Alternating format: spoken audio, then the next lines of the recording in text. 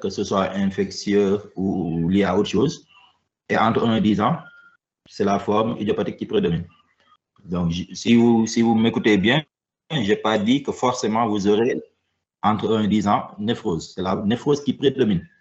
Mais vous pouvez avoir une forme génétique qui se manifeste à partir de 2 ans, par exemple.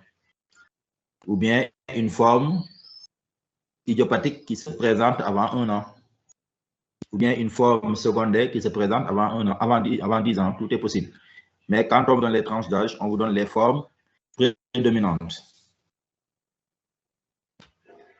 Deuxième question, j'ai oublié. Je peux y aller. Donc, la forme impure, effectivement, elle l'a annoncé dans les formes cliniques, avec les critères d'impureté. Ce qu'il faut comprendre par contre, c'est que quand vous avez une forme impure, oui, professeur. Donc, première question, une question, j'ai répondu par rapport à la tranche d'âge 1 an, 10 ans. Je pense que ta deuxième question, c'était par rapport aux formes impures, par rapport au type de discussion. Donc, elle a dit syndrome néphrotique. Je pense que le type de décision, c'était syndrome néphrotique pur entre 1 et 10 ans. Donc, elle a donné la forme impure clinique. Mais ce qu'il fallait dire, c'est que cette forme impure doit être considérée comme une néphrose jusqu'à preuve du contraire. Avant, on disait néphrose égale syndrome néphrotique pur, corticosensible, mais ce n'est plus d'actualité. Vous pouvez avoir une néphrose corticorésistante. Vous pouvez avoir une néphrose avec des critères d'impureté. Donc, le caractère pur et corticosensible pour définir la néphrose, ce n'est plus d'actualité. Vous pouvez avoir un syndrome néphrotique idiopathique avec des critères d'impureté, mais ça n'exclut pas la possibilité que ce soit une néphrose. Donc, c'est l'évolution. Et surtout, si vous faites la biopsie, c'est ça qui va vous dire est-ce que vous êtes dans une situation de néphrose ou pas. Donc, quand vous avez un syndrome néphrotique avec des critères d'impureté, insuffisance rénale, hématurie, hypertension artérielle, etc., considérez que c'est une néphrose jusqu'à preuve du contraire. Mais si vous avez des signes extra-rénaux, là, vous n'êtes plus dans le cadre de la néphrose. D'accord. Et donc, si vous n'avez pas de signes extra-rénaux, considérez que c'est une néphrose traitée comme telle. Et si ça évolue bien, continuez votre hypothèse de néphrose. Si ça n'évolue pas bien, dans ce cas, vous faites de la biopsie. Et dans la néphrose, vous avez 3 types histologiques. Il y a l'hypnose segmentaire focale. Bon, d'abord, lésion glomérulaire et minime. Il y a l'hypnose segmentaire focale et prolifération mésangère et diffuse. Si vous avez une forme histologique en dehors de ces 3-là, c'est autre chose.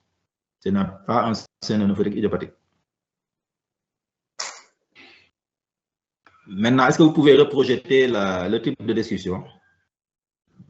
Je l'ai raté au début.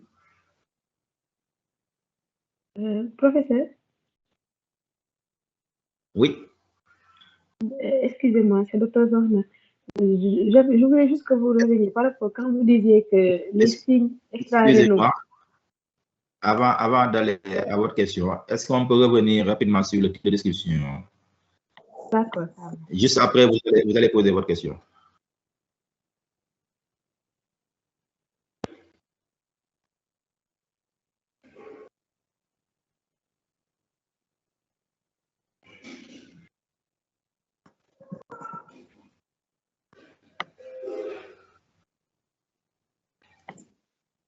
C'est bon.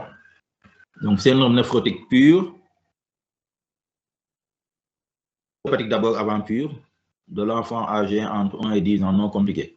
Maintenant, comment est-ce que vous allez fabriquer vos formes cliniques? Donc, vous dites syndrome néphrotique idiopathique.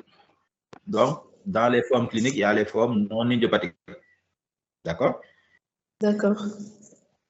Quand vous dites syndrome néphrotique, donc idiopathique, donc dans les formes cliniques, il y a les formes non idiopathiques. Pures, donc il y a les formes évolutives. Donc, ça faut là, donc, il y a les formes symptomatiques. Donc, il y a la forme. Le caractère pur.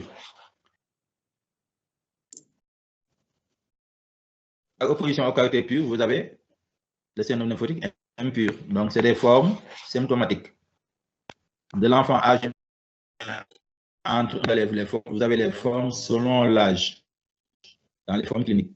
Et enfin, non compliquées, vous avez les pieds. Donc, quand les formes cliniques sont calquées au type de description. D'accord. Là, moi, je vous aurais proposé de mettre une forme corticosensible, pure corticosensible. Comme ça, dans les formes cliniques, vous allez mettre les formes évolutives. Ok. Au lieu de les mettre au niveau de l'évolution. D'accord. Il fallait ouvrir un chapitre forme évolutive, ce serait mieux. Comme ça, là, vous allez donner quelques éléments de sémiologie.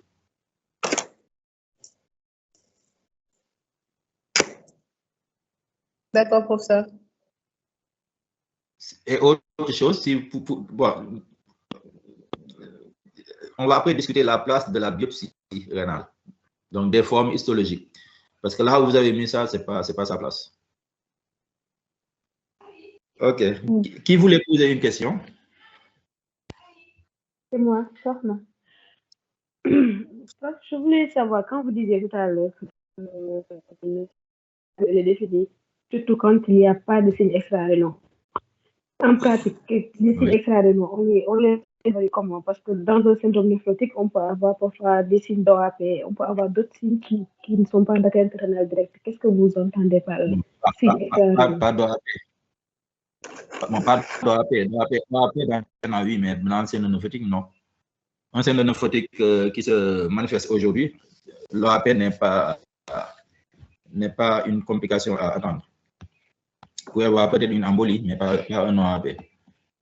C'est pas les mêmes. L'OAP, c'est une rétention hydrosodée.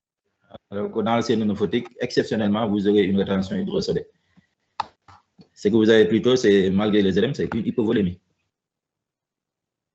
Donc, les signes extra-rénaux, je donne un exemple. Quand vous avez une fille qui fait un syndrome nephrotique avec une alopécie, ça, c'est un signe extra-rénal extrêmement important qui doit vous faire évoquer un lupus.